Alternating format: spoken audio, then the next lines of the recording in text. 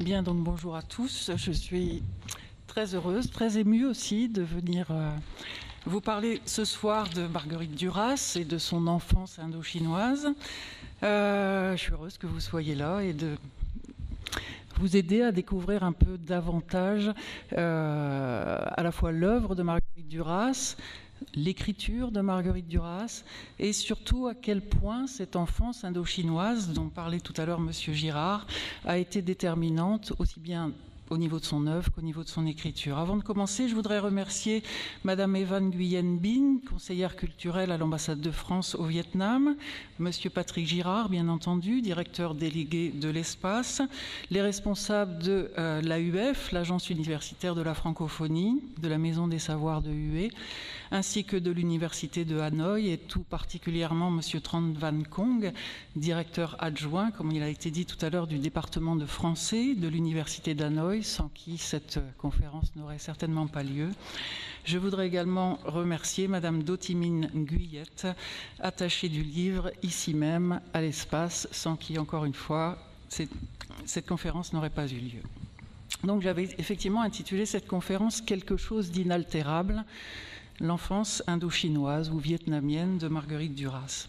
Alors, plusieurs choix étaient possibles pour commencer à entrer avec vous dans ce qui fut l'enfance de Marguerite Duras. J'ai choisi de commencer par vous lire un texte qui, à mes yeux, est central à la fois dans la production littéraire de Duras et par rapport à cette question de son enfance indo-chinoise. Ce texte, c'est un texte qu'elle écrit en 1976. À peu près, c'est une coïncidence, mais à l'époque où elle a de cette photo que vous avez derrière moi.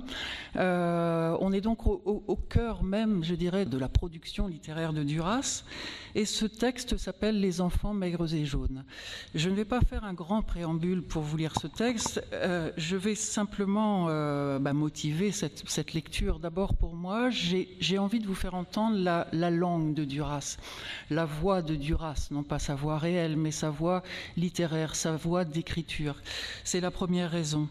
La seconde raison, c'est que qui mieux que Duras peut parler de son enfance indo-chinoise ? Non pas forcément dans une réalité autobiographique, il s'agit d'une fiction, mais qui peut mieux qu'elle en parler. Et puis aussi, ce texte, pour moi, il est particulièrement riche, il est particulièrement intéressant, il est aussi particulièrement énigmatique, puisque, comme M. Girard l'a souligné, pour la première fois de sa vie, en tout cas de sa production littéraire, elle parle de son enfance de façon très énigmatique, puisqu'elle en parle en termes de métissage. Donc à partir de ce texte, je vais vous le lire pour vous faire entendre Marguerite Duras. Et à partir de ce texte, j'essaierai de vous proposer un commentaire, j'essaierai de vous expliquer, peut-être vous rappeler, le contexte de cette enfance indo-chinoise dans la société coloniale. Et puis j'essaierai avec vous de percer un petit peu cette énigme qui consiste pour Marguerite Duras, un beau jour, si je puis dire, c'est-à-dire à l'âge de 62 ans, en 1976, un beau jour entre guillemets, elle décide de se représenter littérairement comme une métisse. Les enfants maigres et jaunes. C'était pendant qu'elle faisait la sieste qu'on volait les mangues.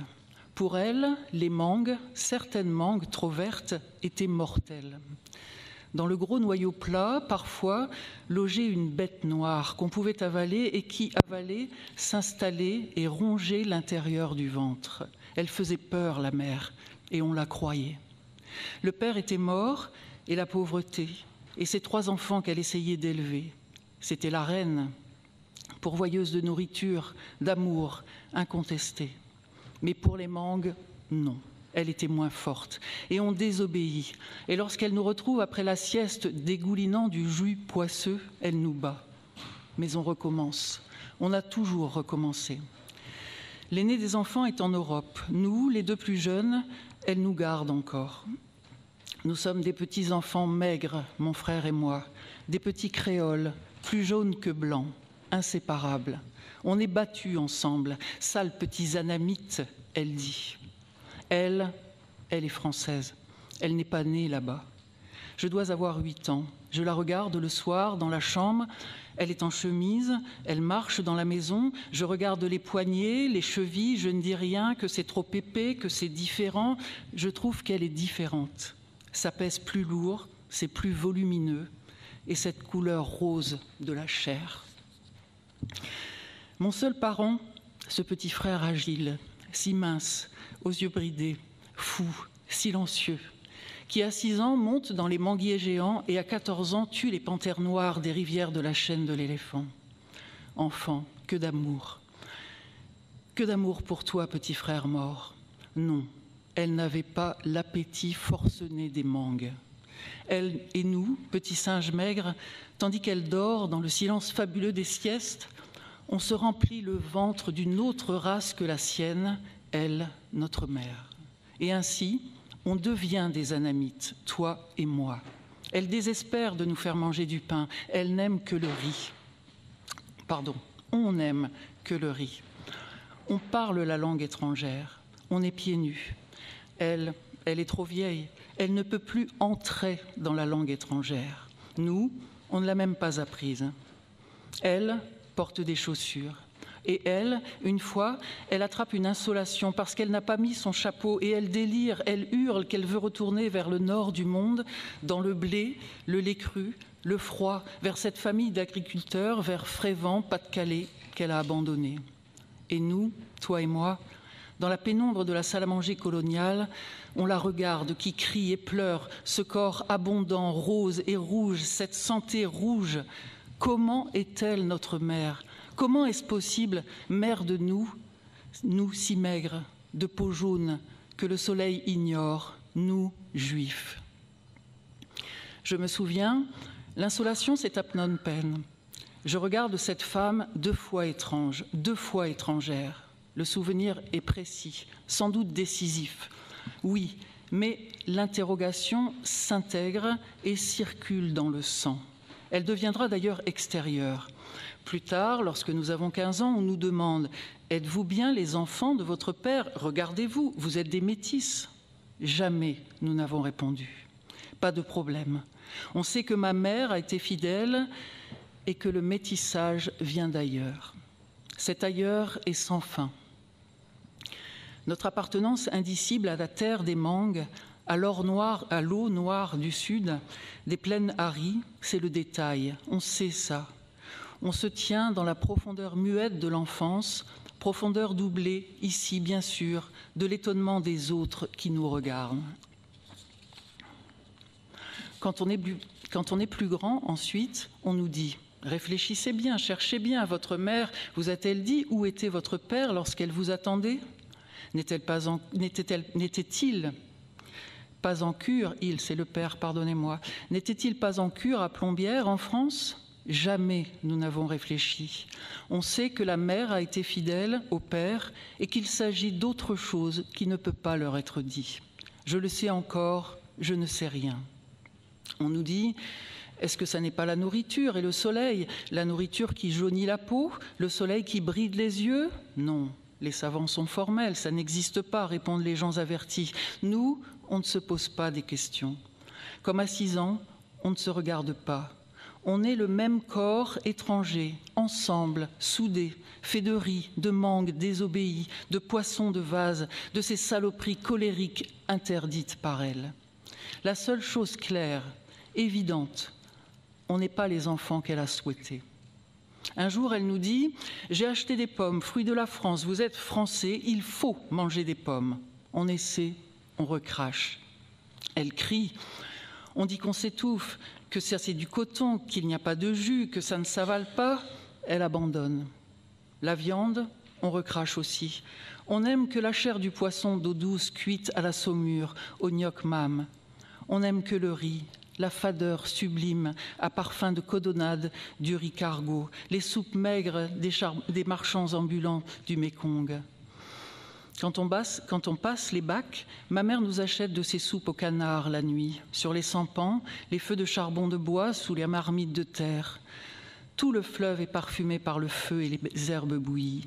Ma mère, inquiète, nous rappelle qu'à Vinelongue, la semaine d'avant, une rue entière du poste a été atteinte par le choléra, que la rue est condamnée, que les lazarets sont pleins.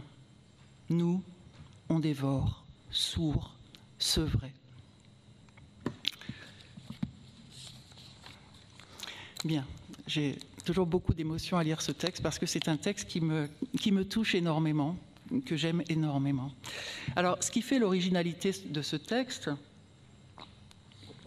je vous le disais tout à l'heure, ce n'est pas le fait que Marguerite Duras revienne sur son enfance.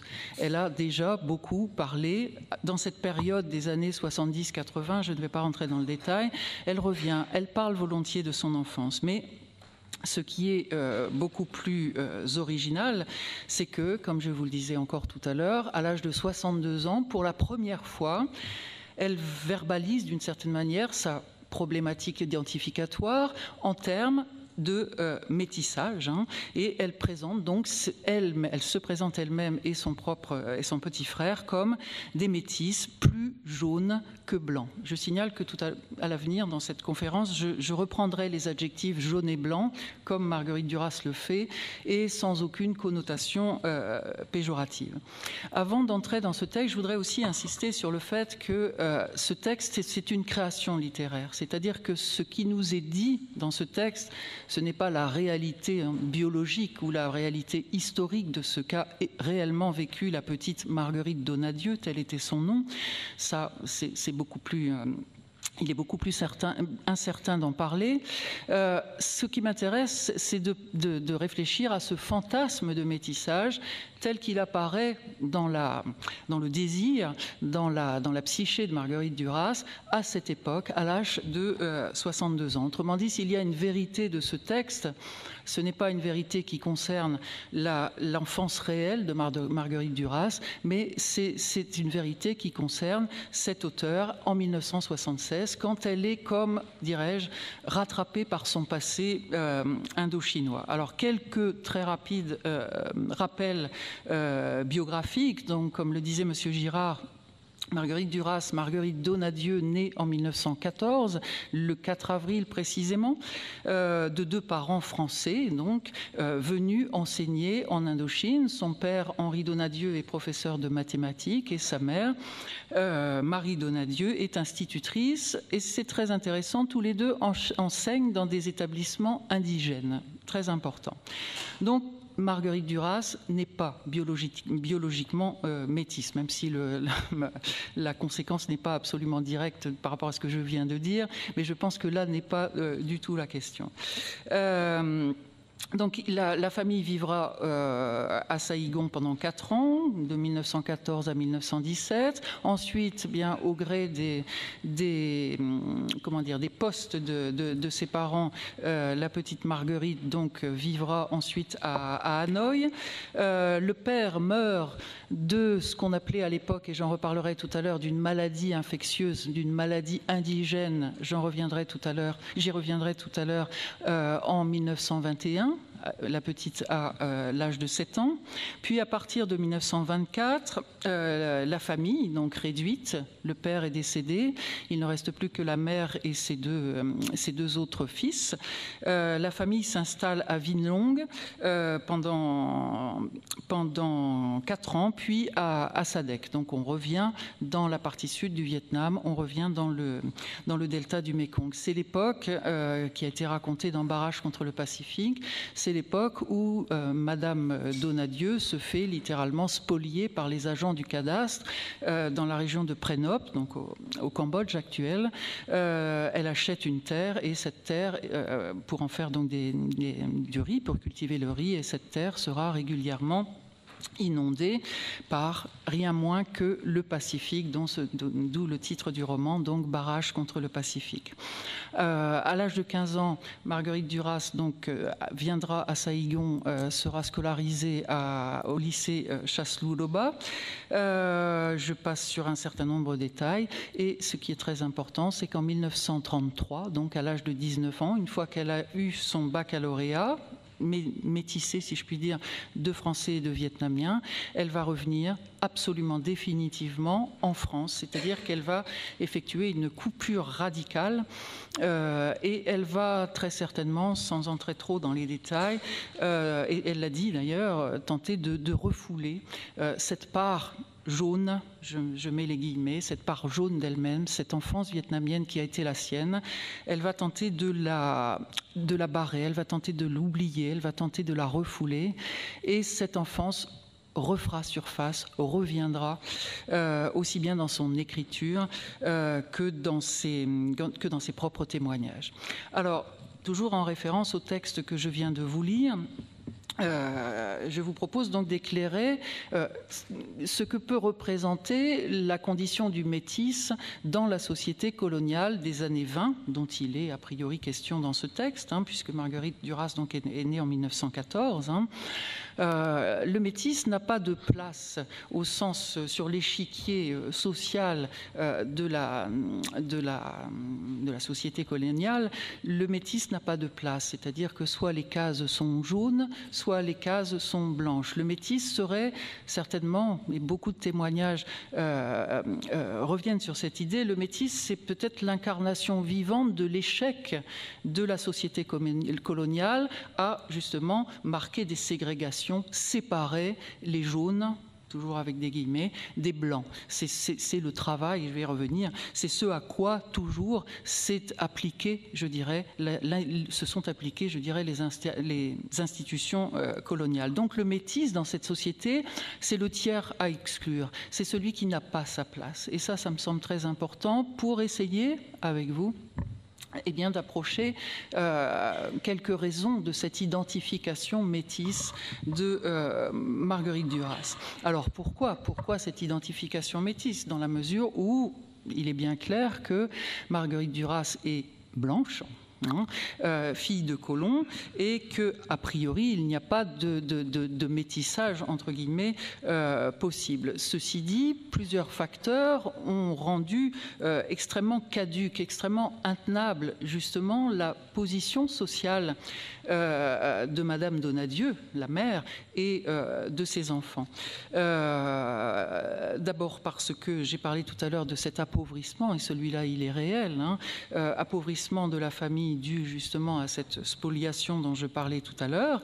Madame Donadieu se retrouve seule, veuve, avec ses 3 enfants, et d'autre part, chose très très importante, et Duras l'a dit plusieurs fois, une institutrice d'école indigène occupe dans la hiérarchie sociale blanche coloniale eh bien le bas, si je puis dire, de l'échelle sociale. Donc un petit témoignage de Duras qui va en ce sens, je la cite: du fait que nous étions très très pauvres et qu'elle avait un emploi tout à fait parmi les derniers là-bas, voyez, avec les douaniers, les postiers, c'était les instituteurs des écoles indigènes qui étaient les derniers blancs. Elle était beaucoup plus proche des Vietnamiens. Elle, bien sûr, c'est la mère. Elle était beaucoup plus proche des Vietnamiens, des Annamites, que des autres blancs. Je n'ai eu que des amies vietnamiennes jusqu'à l'âge de 14 ans, 15 ans, oui. Donc dans cette reconstruction rétrospective, je parle du texte que je vous ai lu tout à l'heure, la petite, les 2 enfants d'ailleurs, n'ont pas véritablement, semble-t-il, été introduits, voire identifiés en tant que blancs dans cette société coloniale, à laquelle, malgré tout, bien entendu, ils appartiennent. Et ça, c'est déjà une manière de franchir, je le disais tout à l'heure, une forme de tabou, dans la mesure où ils étaient, et Marguerite Duras l'a raconté, là encore, est-ce une reconstruction imaginaire, est-ce une réalité? Il est très difficile de le dire avec certitude. En tout cas, elle a dit et répété à quel point elle avait été dans son enfance extrêmement proche des enfants vietnamiens. J'y reviendrai tout à l'heure. Donc ça, c'était pour éclairer un petit peu le statut du métis ou du métissage dans cette société donc coloniale. Deuxième thème, deuxième objet, si je puis dire, qui est présent dans le texte que je voudrais recontextualiser, c'est le phénomène du bilinguisme, puisque, vous l'avez entendu, elle revendique dans ce texte, Les enfants maigres et jaunes, elle revendique le fait, elle et son frère, de parler comme naturellement la langue vietnamienne, alors que sa mère, elle, ne peut pas, je cite le texte, entrer dans la langue étrangère. Il y a une sorte de porosité linguistique, entrer dans la langue étrangère, c'est une formule particulière quand même. Elle a été capable, parce qu'elle est née dedans, si je puis dire, elle a été immergée dedans, dit-elle. Elle est capable, avec son frère, d'entrer, je cite, dans la langue étrangère, alors qu'il y a une barrière. C'est sur cette barrière qu'elle insiste. Il y a une barrière radicale pour sa mère qui, je cite le texte, ne peut pas entrer dans la langue étrangère. Donc, dans ce contexte colonial dont je vous parlais tout à l'heure, où la ségrégation raciale se double d'une certaine manière d'une séparation des langues, et la mère est l'incarnation d'une certaine manière de cette séparation des langues et de la domination de la langue blanche, entre guillemets, sur la langue jaune, puisque Madame Donadieu est institutrice, donc, comme je vous le disais, dans des écoles indigènes. Donc, eh bien, elle enseigne le français et, comme vous le savez sûrement, dans les écoles indigènes, on interdisait aux enfants vietnamiens de parler la langue vietnamienne. Et pourtant, donc, dans ce contexte-là, Duras, et elle l'a dit à plusieurs reprises, je vais vous citer quelques témoignages d'elle-même, Duras affirme que durant son enfance, elle a davantage parlé la langue vietnamienne que la langue française. Là encore, quelle est la réalité de ce récit, de ce témoignage? Je ne sais pas, je ne peux pas le dire, je ne peux pas le confirmer. Mais ce qui m'intéresse, c'est qu'à posteriori, en tout cas, elle nous raconte, je vais vous donner quelques témoignages, elle nous raconte qu'elle a baigné dans la langue vietnamienne et que quasiment, on va le voir ensemble, sa langue, alors, vais-je dire maternelle, là est le problème, justement. Il y a un conflit avec la mère. Sa langue d'origine, dirais-je, c'est la langue vietnamienne. Par exemple, en 1988, donc quelques années après le témoignage que je vous ai lu tout à l'heure, elle raconte comment elle a passé le certificat d'études donc à Saigon, alors qu'elle vit à Vinh Long, elle vit dans la brousse, elle le dit elle-même, et eh bien la petite Marguerite débarque, si je puis dire, c'est vraiment comme ça qu'elle le raconte, vous allez le voir, elle débarque à Saigon et elle passe très brillamment, et pour cause, c'est une petite Française, fille d'institutrice, elle passe très brillamment le certificat d'études. Et voilà comment elle raconte donc ce certificat d'études. Je la cite. « J'avais eu 20 sur 20 en dictée, bien sûr en dictée en français. Mention très bien. C'était un jour d'immense bonheur pour ma mère. Tout le monde se demandait d'où je sortais.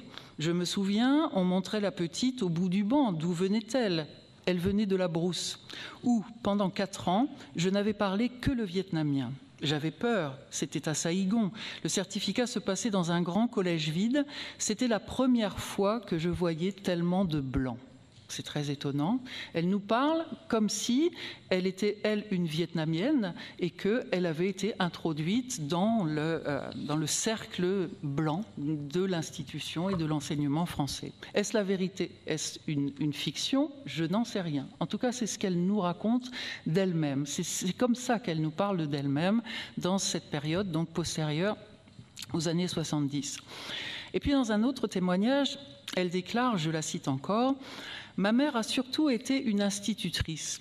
Et sa fierté de moi, c'est que j'avais été son élève, une bonne élève. » C'est très étonnant de présenter sa mère, donc la mère qui, je dirais, entre guillemets, normalement, est le véhicule de la langue maternelle, dans le corps à corps avec son enfant, c'est elle qui transmet la langue maternelle.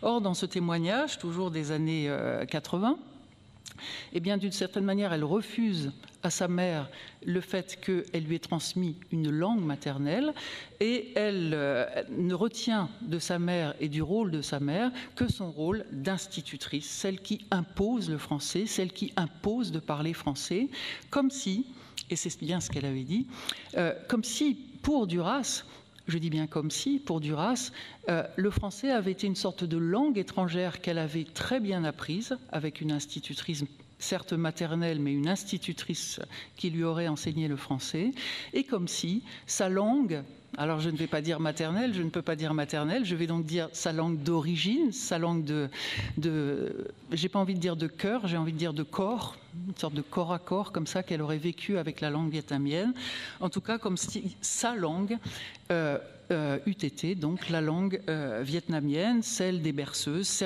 celle des jeux de sa prime enfance. Elle a beaucoup raconté aussi combien elle avait joué avec, combien elle avait fréquenté, combien elle avait été proche tout simplement des enfants vietnamiens. Donc ce fantasme de métissage qu'on vient d'éclairer un petit peu, le bilinguisme qu'on vient d'éclairer un petit peu dans le contexte de la société coloniale, ont en commun de situer donc la petite fille dont il est question dans le texte, sans doute aussi la jeune Marguerite de Nadieu, de la situer dans une sorte d'espace intermédiaire. Elle n'est ni blanche, ni jaune, elle parle et le vietnamien et le français, elle est toujours entre deux, avec les guillemets qui s'imposent, entre deux races, entre deux identités et aussi entre deux langues.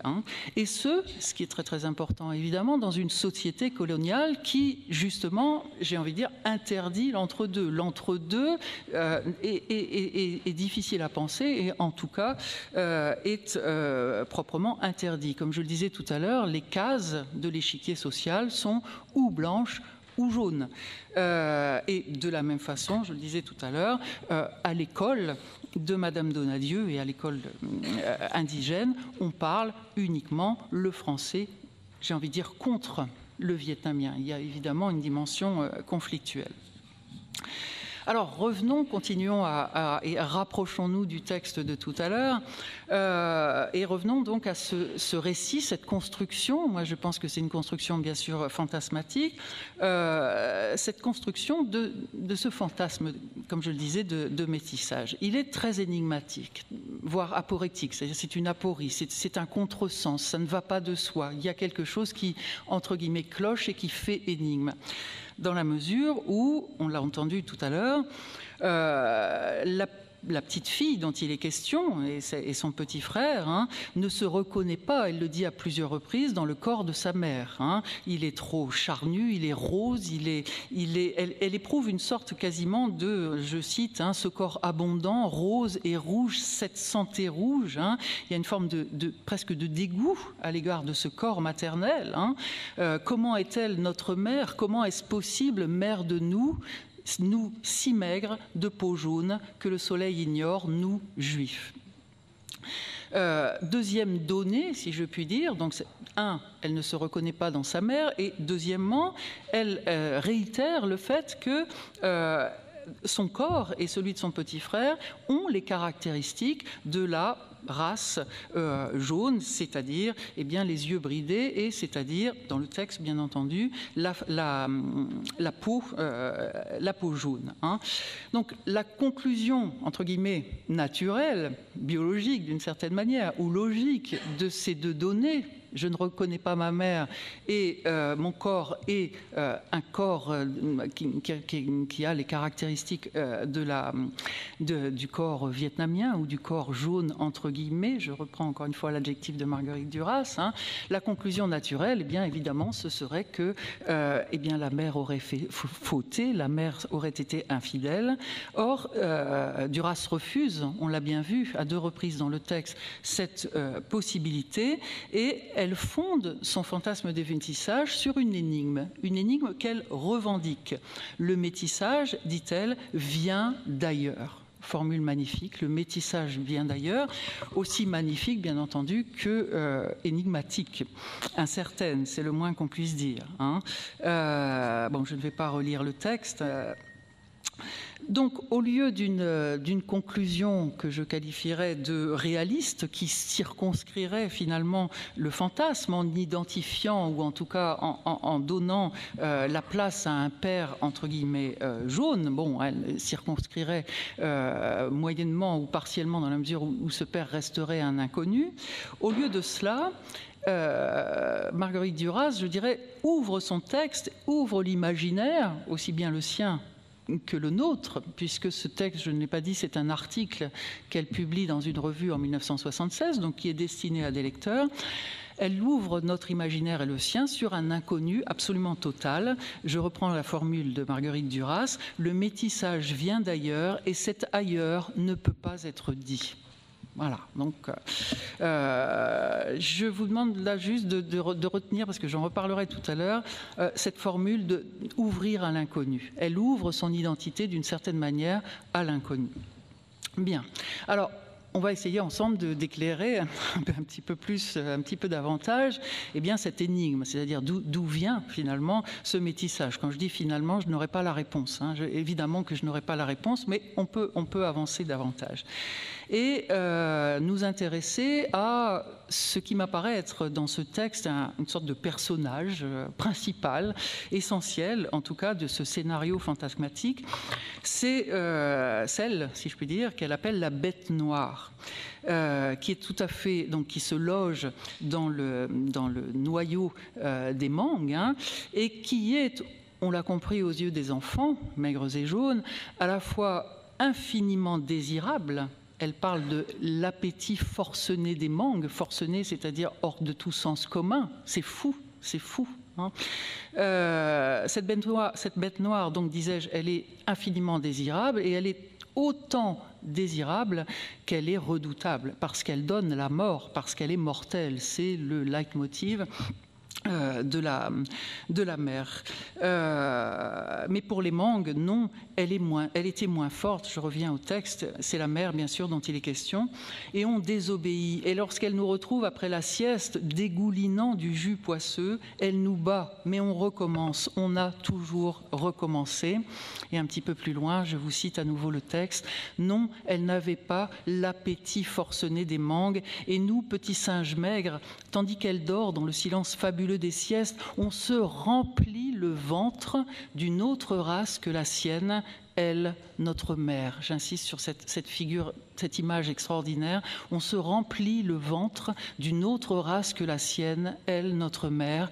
Et ainsi, on devient des anamites, toi et moi. Et puis je vous rappellerai la dernière formule de ce texte. Nous, on dévore. La mère vient de leur rappeler qu'une rue a été contaminée par le choléra. Et la dernière phrase du texte, nous, on dévore, sourds, sevrés. J'insiste sur ce participe passé, sevrés. Ils sont sevrés de leur mère. Donc on va essayer d'avancer, essayer de comprendre peut-être mieux ce qu'elle entend par ce sevrage et que signifie ce sevrage grâce, si je puis dire, à cette bête noire. Donc que représente cette bête noire? C'est pas très difficile à identifier, me semble-t-il. Elle représente symboliquement ce cortège des maladies dites indigènes dans la société coloniale. C'est très important. Hein. On disait on les appelait maladies indigènes, c'est-à-dire c'était, là encore dans l'imaginaire colonial, blanc bien entendu, c'était des maladies qu'on attrapait entre autres et essentiellement peut-être, en fréquentant les anamites. Le choléra apparaît à cet égard à 2 reprises dans le texte. Hein, et pour les colons blancs, hein, dont bien sûr, malgré tout, la jeune Marguerite Donadieu fait partie, ces maladies constituent une menace permanente, une obsession mortelle, bien sûr, permanente, et on le voit bien dans le discours de la mère. Et donc, il se produit certainement dans la société coloniale de l'époque une sorte d'amalgame entre justement ces mesures de protection sanitaire qui étaient extrêmement draconiennes contre les maladies indigènes et de plus en plus draconiennes à mesure que le temps passe et qu'on se rend compte à quel point l'hygiène est important. Amalgame, disais-je donc, entre ces mesures de protection sanitaire, mais aussi enfin plutôt amalgame entre les mesures de protection sanitaire et la discrimination sociale, la discrimination raciale. Je rappelle qu'on appelait ces maladies les maladies indigènes. Et peut-être y a-t-il aussi un troisième phénomène qui s'amalgame aux deux premiers. J'ai parlé de protection sanitaire, de rempart, de barrage, pourrais-je dire, pour reprendre un terme durassien.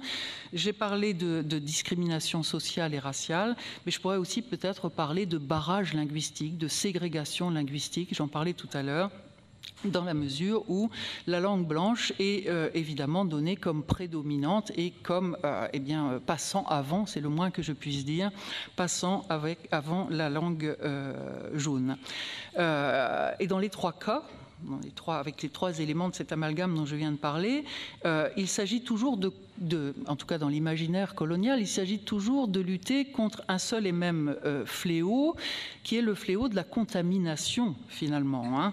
Contamination sanitaire, je le disais, par les maladies indigènes, contamination identitaire par la possibilité du mélange des races, du contact des races, autant dire par la possibilité du métissage, et peut-être, si j'ose dire, contamination linguistique, je le disais tout à l'heure, on interdit la langue jaune à l'école indigène, hein, sans doute pour préserver une sorte d'intégrité, une intégrité physique, une intégrité certainement identitaire, mais aussi une intégrité linguistique, cette intégrité étant évidemment celle de la minorité blanche dominante.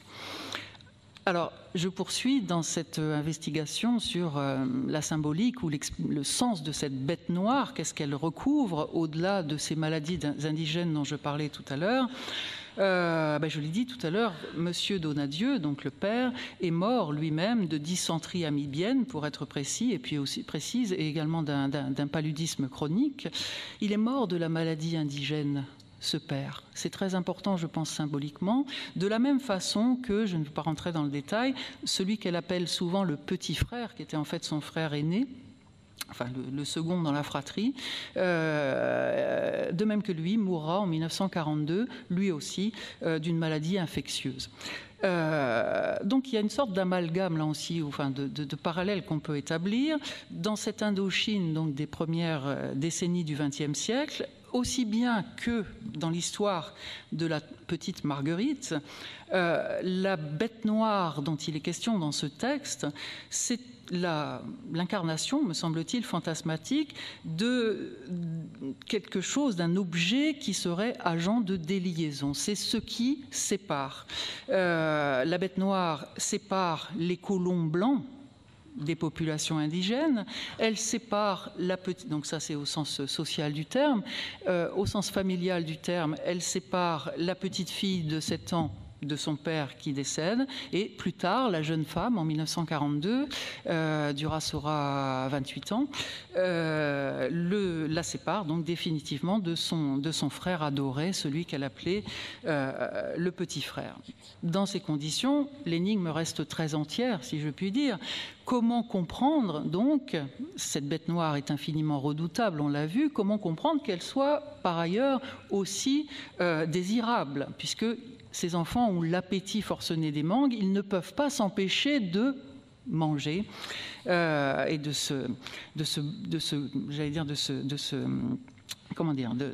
manger de manière excessive, d'incorporer cet objet qui est à la fois l'objet du désir et qui est un objet, on l'a bien compris, mortel. La mère ne cesse de le souligner. Alors, j'insiste peut-être, enfin, j'ai insisté en le relisant tout à l'heure, le métissage tel que le fantasme Duras, ce n'est pas un état biologique, ce qui serait la définition du métissage, c'est-à-dire quand on est de deux parents de race, avec les guillemets qui s'imposent, différentes, on est dit métis. Là, pas du tout. Le métissage, elle se le représente, elle le fantasme comme un processus, comme un devenir qui émane d'un désir. C'est-à-dire elle veut être métisse et elle ou il au pluriel, les enfants, et ils réussissent dans ce fantasme, bien entendu, à devenir métis. Je vous rappelle les termes du texte que je soulignais tout à l'heure. on se remplit le ventre d'une autre race que la sienne, elle, notre mère. C'est-à-dire nous sommes les agents de notre propre métissage. Et ainsi, on devient des anamites, et ainsi, c'est-à-dire c'est comme cela que nous devenons des anamites, toi et moi. Et je vous rappelle cette dernière phrase, nous on dévore, sourd, sevré. Je vais insister évidemment sur ce terme, sevré. Donc on comprend que désirer incorporer, mettre dans son corps, au sens le plus physique du terme, désirer incorporer la bête noire, c'est incorporer la race jaune, c'est la mettre dans son corps. Et donc c'est s'altérer, c'est devenir autre, au sens le plus symbolique, mais aussi le plus physique du terme, puisque par ce devenir, par cette incorporation, elle parle du fait que les enfants ont la peau jaune et ont, je cite, les yeux bridés. Alors là, je ferai un tout petit, on pourrait en parler très très longtemps, je ferai juste un parallèle pour vous dire, pour montrer à quel point c'est un fantasme récurrent chez Duras. On sait à quel point Duras a été, c'est le moins qu'on puisse dire, sensible, c'est le moins qu'on puisse dire, c'est un euphémisme, à la condition des Juifs et au sort qui a été fait aux Juifs durant la Seconde Guerre mondiale. Je vous le rappelle, dans le texte que je citais tout à l'heure, dans le texte, elle nous dit, elle se désigne, elle et son frère, comme juifs. C'est très très étonnant, c'est complètement incongru. Peut-être l'explication est-elle là. Dans une interview qu'elle donne en 1990, elle raconte comment elle a voulu, elle s'est identifiée, alors non pas aux Vietnamiens, non pas aux Indochinois là, mais aux Juifs. Et voilà comment elle raconte comment elle a voulu être juive. Je cite parce qu'il y a beaucoup de points communs. C'est le même processus fantasmatique qui fonctionne, si je puis dire, ici. Elle explique donc qu'elle a voulu être juive, je la cite, pour me rapprocher, pour me confondre. C'est très mystérieux. C'est comme un désir très violent, osmotique, de mélanger mon sang avec le leur. Le leur, c'est celui des Juifs. D'être proche d'eux par là même où ils ont souffert, par le sang, la chair. Je me suis fait passer pour juive. Et ça, c'est vrai, elle s'est fait passer pour juive à plusieurs reprises. Alors, affabulation, mythomanie ou manière pour elle, manière à elle, de même qu'il y a ce fantasme d'identification métisse, c'était une manière certainement presque idéologique, je dirais, de se rapprocher de deux peuples, en l'occurrence, qui ont souffert, à savoir le peuple des Anamites, tel qu'elle l'a connu dans son enfance, disons, coloniale, et d'autre part, évidemment, le peuple juif. Alors, cet appétit forcené des mangues, on vient de le voir, c'est le désir d'incorporer la race jaune, évidemment contre tous les tabous, tous les interdits posés par la société coloniale, mais ça renvoie aussi, et c'est toujours la même chose, c'est-à-dire il y a toujours le côté social, mais il y a aussi le côté familial, et les deux sont en résonance. Ce désir, cet appétit forcené des mangues, il a également des résonances au niveau familial. Je le disais tout à l'heure, le père, et là c'est le père réel de Marguerite Duras, est décédé d'une maladie dite indigène. Et on peut certainement voir, là encore au niveau fantasmatique, que ce désir d'incorporer, elle le dit, la race jaune, c'est une manière de réintroduire son père face à, c'est-à-dire un tiers, face à une mère dont elle a souvent raconté dans ce texte un petit peu, dans d'autres beaucoup plus, à quel point elle avait été, c'est le moins que je puisse dire, exclusive, dévorante d'une certaine manière, et ne permettant pas à ses propres enfants, d'une certaine manière, de prendre leur distance identitaire, d'une certaine manière encore, et pour reprendre un terme du texte, de se sevrer d'elle-même, c'est-à-dire que c'est une mère dont certains ont dit qu'elle avait été en ce sens incestueuse, c'est-à-dire qu'elle n'avait pas que la relation qu'elle avait instituée avec ses enfants, même si la chose est plus compliquée, elle était quand même extrêmement fusionnelle, violemment fusionnelle, mais fusionnelle,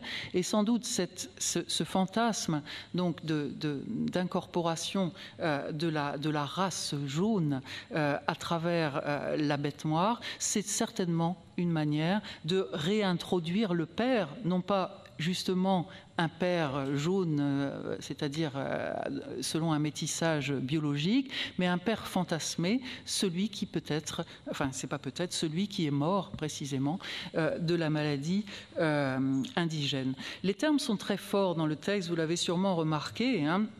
On ressent, elle exprime surtout un rejet presque viscérale du corps de sa mère. Non seulement du corps de sa mère, mais elle parle de vomir, elle parle de recracher toutes les substances françaises, d'origine française. Elle parle des pommes, elle parle de la viande. Hein.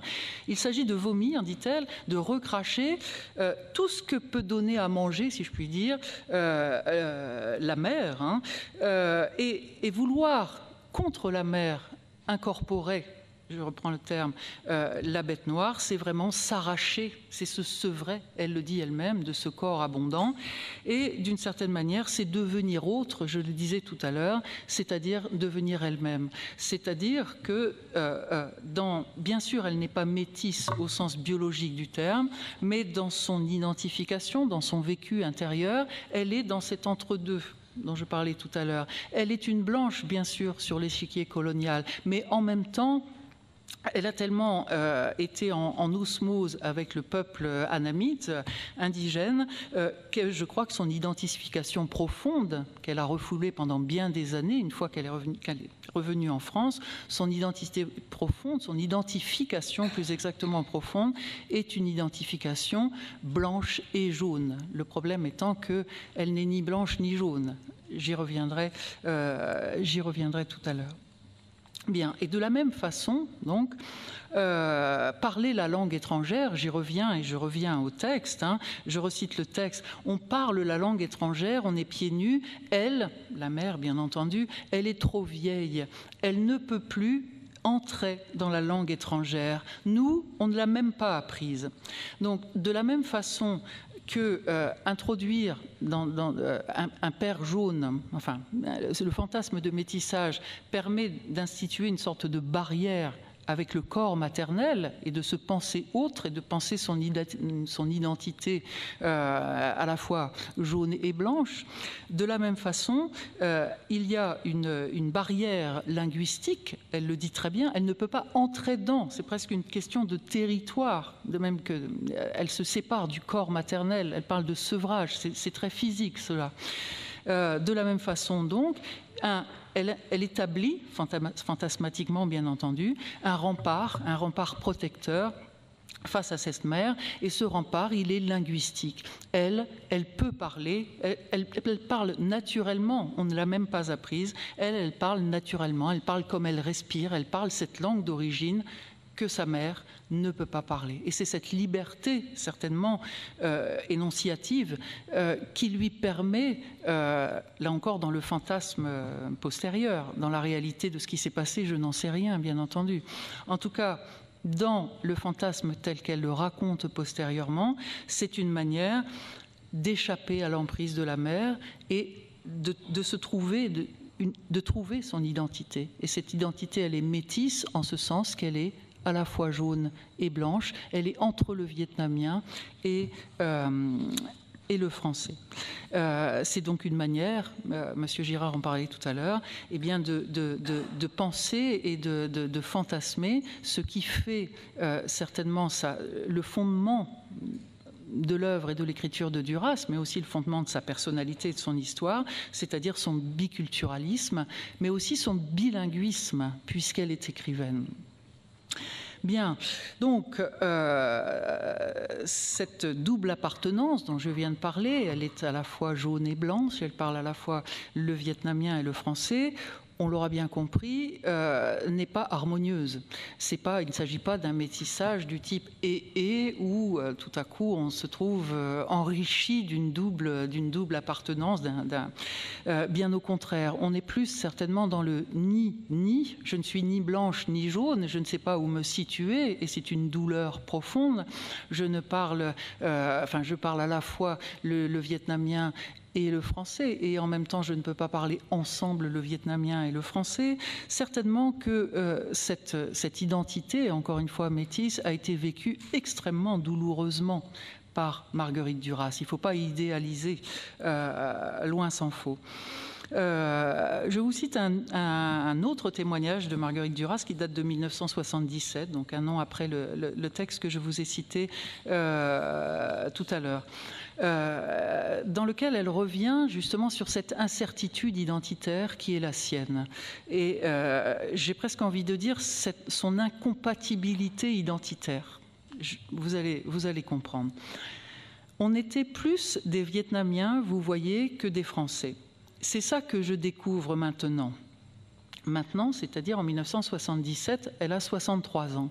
C'est ça que je découvre maintenant, c'est que c'était faux, cette appartenance à la race française, à la nationalité française. Donc elle a fait un lapsus, c'est un interview, elle parlait de race française, elle se reprend et elle dit à la nationalité française. En somme, un jour, j'ai appris que j'étais française. Vous voyez, ça doit se produire souvent. Vous êtes dans un milieu, dans un espace donné, vous êtes né dans le milieu, vous parlez le langage du milieu, etc.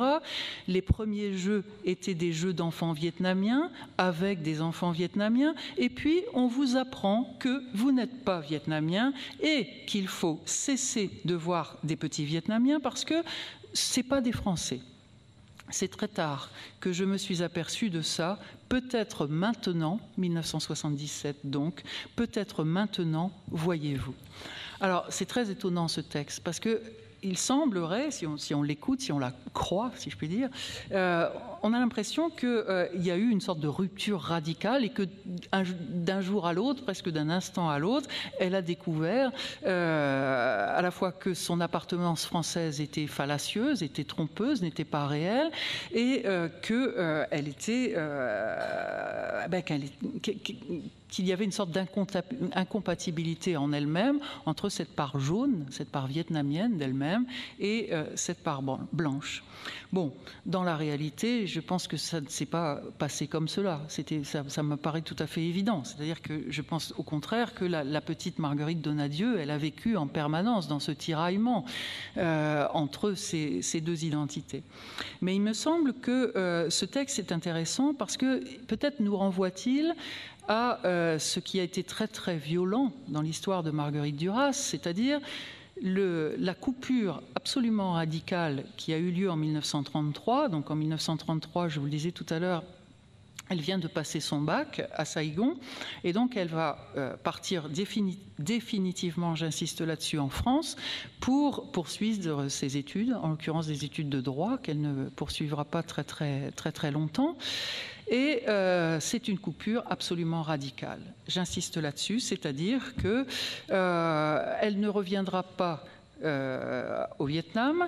Bien sûr, elle ne parlera plus jamais le vietnamien, et elle va refouler, c'est elle qui le dira bien plus tard, elle va refouler ce que j'ai appelé tout à l'heure cette part jaune d'elle-même, d'accord ? Elle va la refouler, et comme on dit en psychanalyse, il y aura une sorte de retour du refoulé. En tout cas, il y a dans son histoire une grande culpabilité d'avoir, un beau jour, comme on dit, de 1933, littéralement abandonné ce peuple vietnamien auquel elle s'identifiait, avec lequel elle était en osmose. Elle était évidemment certainement très révoltée, je dirais au sens large du terme, politiquement contre la société coloniale, et elle effectue une rupture radicale, elle se coupe, elle abandonne, et donc arrivée en France, elle poursuit ses études. Pour la petite histoire, et pour vous faire appréhender à quel point le reniement ou la trahison, c'est pas moi qui parle, c'est ce qu'elle a dû ressentir de ce qu'elle avait fait, a été grande. Elle va entrer au ministère des colonies en 1940 et plus encore, toujours en 1940, elle va coécrire avec un certain Philippe Roch un ouvrage qui s'appelle L'Empire français et qui est un petit ouvrage donc très, très politique et qui est une apologie de l'Empire, enfin une célébration de l'Empire colonial français. Donc là, elle se trahit complètement, elle essaye d'entrer dans une autre identité jusqu'à commettre c'est pas une œuvre évidemment, jusqu'à commettre ce texte qui est littéralement une trahison, bien entendu. Alors, bon, je peux pas rentrer dans le détail, je vais encore la laisser parler. En 1980, elle revient donc sur ce refoulement. C'est elle qui parle, ce n'est pas moi. J'ai refoulé pendant des années une grande part de ma vie, de cette vie. Puis, soudain, avec violence, les choses vécues dans l'inconscience de mes 12 premières années sont revenues me visiter. J'ai retrouvé intacte la misère, la peur, l'ombre de la forêt, le Gange, le Mékong, les tigres et les lépreux qui me terrifiaient, entassés sur le rebord de la route pour chercher de l'eau. Je me suis dit que mon pays s'était vengé. Alors, qu'est-ce que ça veut dire? Je n'ai pas suffisamment de temps, bien entendu, pour commenter ce texte. Je vais juste vous parler très très rapidement de l'évolution, en quelques mots, ce qui est évidemment très très grossier, l'évolution de l'écriture de Duras. Lorsque Duras entre en écriture, à partir de 1947, son style, sa langue, on va dire, est extrêmement canonique, extrêmement classique. Elle se fond, linguistiquement parlant, son style, dirait-on, est très très classique, très simple, très classique. Enfin, quand je dis simple, c'est pas simple, je veux dire très, très, très peu marqué, d'accord? Et puis, jusqu'à 1971, et la date est importante, on voit que progressivement, et à partir des années 60, cette langue canonique qu'elle pratique, elle va la malmener, elle va aller presque jusqu'à la détruire. Il y a des textes, je pense en particulier à L'Amour, qu'elle publie en 1971. C'est un texte qui est extrêmement disloqué, dans lequel Marguerite Duras maltraite la langue. Elle est dans une sorte de corps à corps extrêmement violent et destructeur. Elle écrit d'ailleurs un texte qui s'appelle « Détruire », dit-elle, en 1969, dans un corps à corps extrêmement violent avec la langue française. Elle casse les phrases, elle ne finit pas les phrases, elle hache son texte, elle malmène la langue. Jusqu'en 1971, et en 1971, elle s'arrête d'écrire, plus exactement, elle arrête d'écrire de la littérature. Et ce, pendant une dizaine d'années. C'est énorme. En revanche, et le texte que je vous ai lu, elle l'écrit, puisque c'est un article, elle l'écrit durant cette période-là. En revanche, c'est lors de cette dizaine d'années, cette décennie, qu'elle commence à parler de son enfance vietnamienne. Ça revient, c'est le retour du refoulé dont elle parle elle-même. Ça revient et elle en parle. Elle en parle et certainement qu'elle mythifie, elle reconstruit ce qui était enfoui, qu'elle avait voulu oublier, la langue vietnamienne en particulier qu'elle avait oublié. Cette part vietnamienne d'elle-même fait retour, malgré elle. Et pour aller très très vite, dans la dernière partie de son œuvre, c'est-à-dire à partir de 1980, c'est une toute autre langue qu'écrit Duras. Et si on s'intéresse plus précisément à cette langue de Duras dans les écrits postérieurs à 1980, et en particulier, on en parlait tout à l'heure, dans L'Amant, ce qui est extrêmement frappant, c'est que la langue de Duras reprend les structures linguistiques de la langue vietnamienne. C'est elle-même qui, un jour, à la faveur d'un article, c'était même pas un article d'ailleurs, c'était un interview dans le Nouvel Observateur, pardonnez-moi, c'est elle-même qui déclare que, je cite, et il semblerait que j'ai perdu le papier, non, c'est ça, elle déclare cette chose très très étonnante, 1990. Le vietnamien, donc elle parle de la langue vietnamienne, le vietnamien est une langue monosyllabique, simple, qui ne comporte pas de conjonction de coordination. Il n'y a pas de temps non plus. On ne dit pas « je suis allé hier », on dit « je vais hier ». au lieu de dire « cette femme, je l'ai beaucoup aimée », on dit « je l'ai beaucoup aimée, cette femme ». C'est beaucoup cela mon style, un report à la fin du mot majeur, du mot qui compte. Ce qui m'intéresse beaucoup, ce qui m'a beaucoup intéressé dans cette réflexion comme ça qui est passée dans cette interview, c'est cette idée, c'est beaucoup cela mon style. Et eh bien, il me semble que elle a voulu, Duras a réussi à se réconcilier avec elle-même ou à réconcilier la part jaune et la part blanche d'elle-même dont je vous parlais tout à l'heure de deux manières, en écrivant entre autres L'amant qui est suivi, donc l'amant 1984 dont parlait M. Girard tout à l'heure, mais également, très important, l'amant de la Chine du Nord en 1990. Là, elle revient sur son enfance, elle se réconcilie avec cette part jaune d'elle-même. Ce n'est pas une autobiographie, elle romance, elle réécrit, mais en tout cas, elle la laisse remonter, si je puis dire, à la surface. C'est une sorte de réparation, c'est une sorte de réconciliation. Et d'une autre façon encore, elle se réconcilie avec elle-même et elle accomplit ce qui me semble être un métissage linguistique, à savoir que, comme elle le dit elle-même, elle fait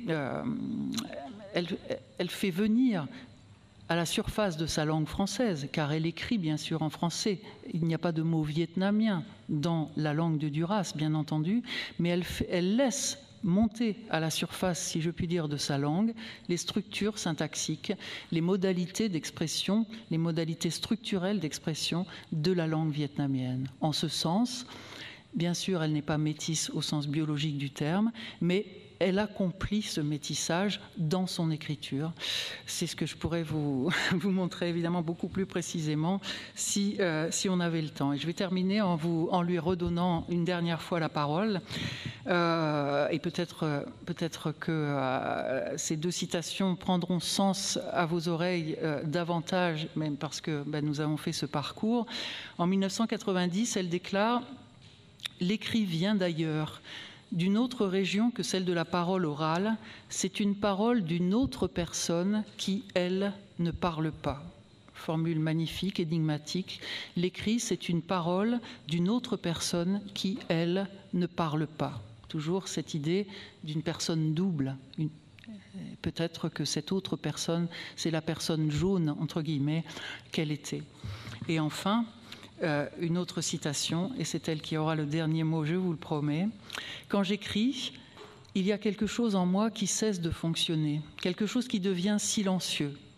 Je laisse quelque chose en moi l'emporter, quelque chose qui jaillit sans doute de mon être femme, mais tout le reste se tait. Le mode analytique de la pensée inculquée au collège, pendant les études, par la lecture, l'expérience. Je suis absolument sûre de ça. C'est comme si je retournais dans un pays sauvage. Je vous remercie.